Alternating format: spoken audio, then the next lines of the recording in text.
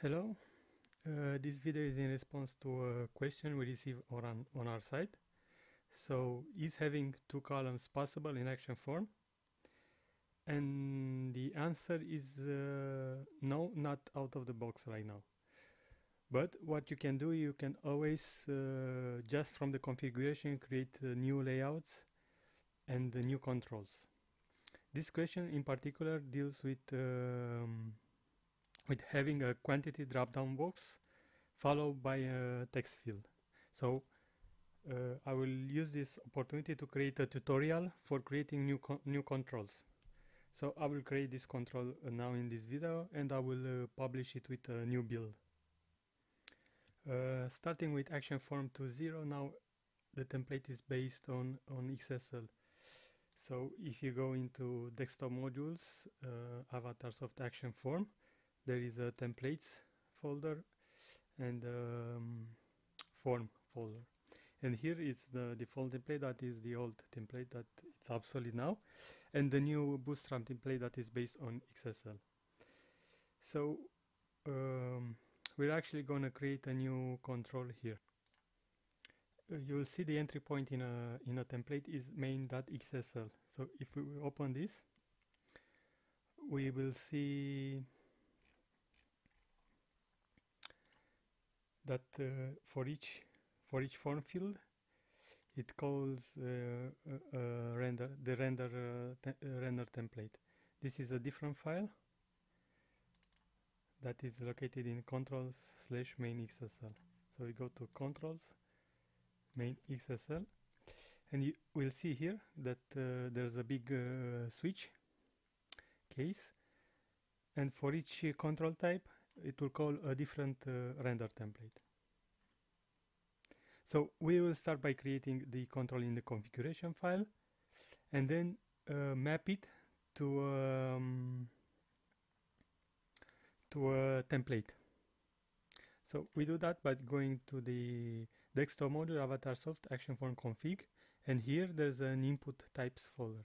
In the input types folder there's a default XML, and here you can create many XML files, one for each control or set of controls.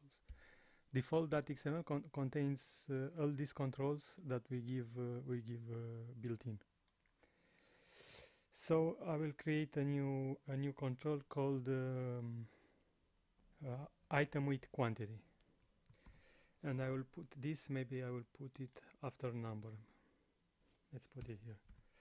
So I just copied, pasted a node. I will give it a title, item with quantity.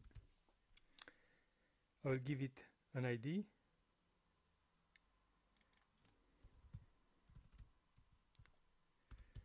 quantity, and I will leave it of type text.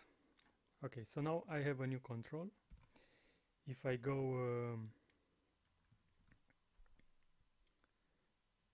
on a test site, this I created myself a test site, I will go into manage form screen,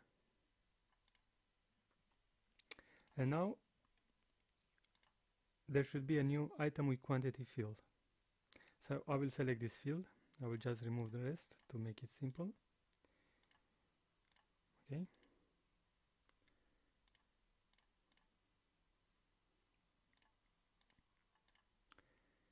I will save this. So now you'll see an error. We don't have this field yet in the template. The template doesn't know how to render this field.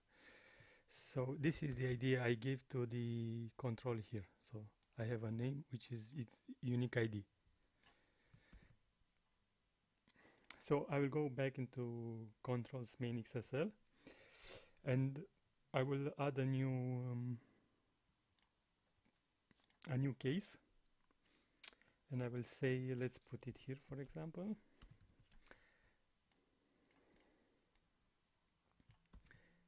And I will say when the input type is of type open text item with quantity, and I will just delete the rest, then I will call a different template. I will call it the same way, and I don't need this. Okay, so I call the new template, and I'll have to create this template in a separate file. So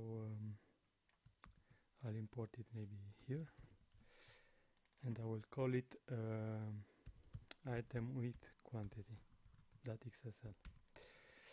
So what I will do, I will clone the text box, and I will call it like this. Okay, I'll open it, and I'll modify this template. You have to know a little XSL to go into this deep. So I'm going to modify the template a little. So the template now is called item with quantity. This type will be of type text. Okay. So what we have now, what I have done so far, if I refresh the page here,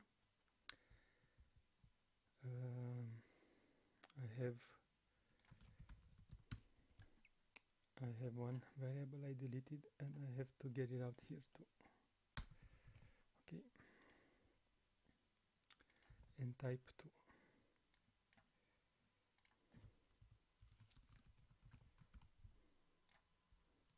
Okay, so what I've done so far, I've cloned the text field. So for the new control I created in the defaults.xml input type, so I created a new input types. I created a field of this type, I put it on the form, and in the template I made a case for this control to call this template. And now I'm in this template, and here I can simply add a select.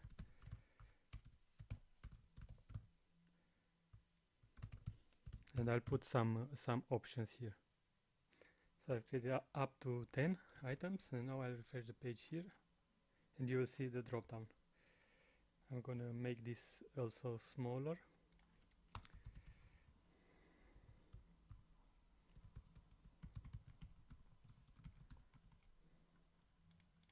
Okay. Now I have this drop down, but I have when I send this data to the server, I have to combine everything in one value. So I will do this from JavaScript. I will also give this a name. Or better yet, I'll give it an ID, and I can find, you see, the ID is built in this template, attribute common, that I can find here, attribute common.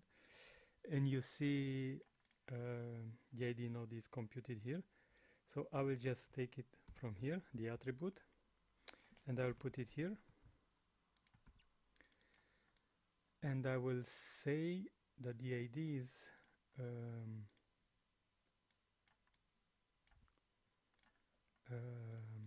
base ID, the form name, and a new part, let's say quantity. So now I have the text box, and I have the select that has the ID plus something. Now I will go into the template main JavaScript file. This script.jc is loaded automatically by action form for the template. I'm opening this, and I will treat separately this case when an item with quantity is submitted. To achieve this easily, I will make a class for this.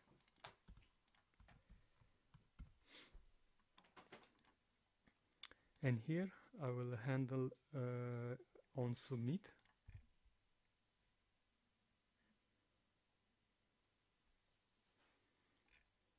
Here on submit, I will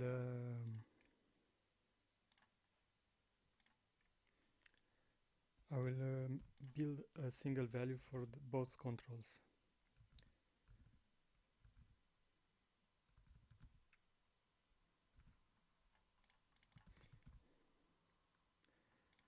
So I'm finding all the text boxes, and then for each I will set the data. I will get the quantity field,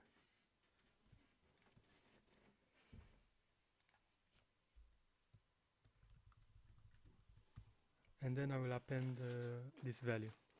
So if I submit 3 something, it will say 3 something.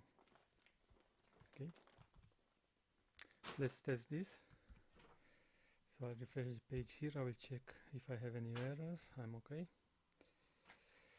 And now I will submit 5 action forms. Okay, I submitted this. And now I will check the reports to see if the data submitted is good. No, so I have an undefined here. The quantity field is undefined, and this was fine. I'll have to check. I'm looking and I'm seeing some extra spaces here around the ID. So I will just go back to the item with quantity and remove all the spaces. And I will test it again. So now I see it's good. Let's see.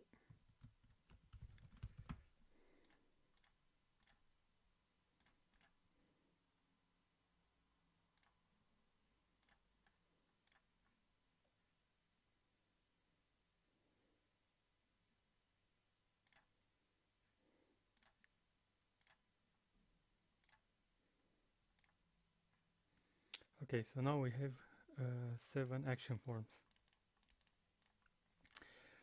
Now the other part of this story is to get values to populate in. So now what I want to do is go into manage form, and I'm going to put a value here.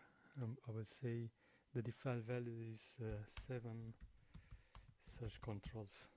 So now what I want is the drop-down field to have this value and the text box field to have this value. So there are 2 ways to do this. One is from XSL and the other is from JavaScript. Right now, if I save this, I will get the value in the text box, 7 search controls. This happens because of this attribute, value for the input type equal text.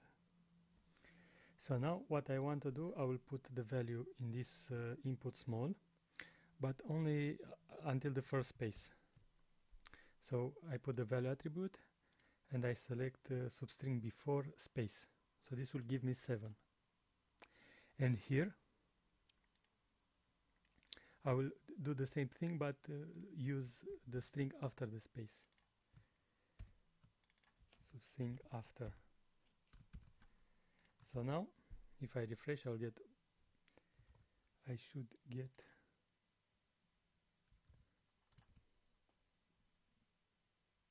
so this doesn't work. I suspect.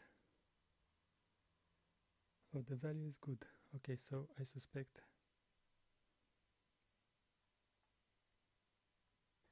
this is not the correct way to set the value. Actually, I should be setting an attribute like selected equal selected if this value equal the value in the node. So I will just make a for all this.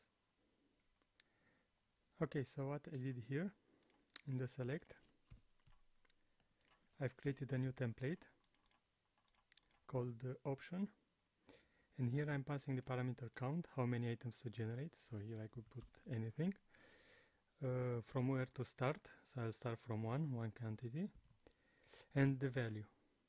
And then this template is just below here, and I will write an option node, and I will test if the value is equals current item. I will also write the attribute selected equals selected, and then I will write the value, and then if the current index is still less than count, I will call the template again with the next with +1, so it will be 1, then it will be 2, 3, and so on until I reach the count.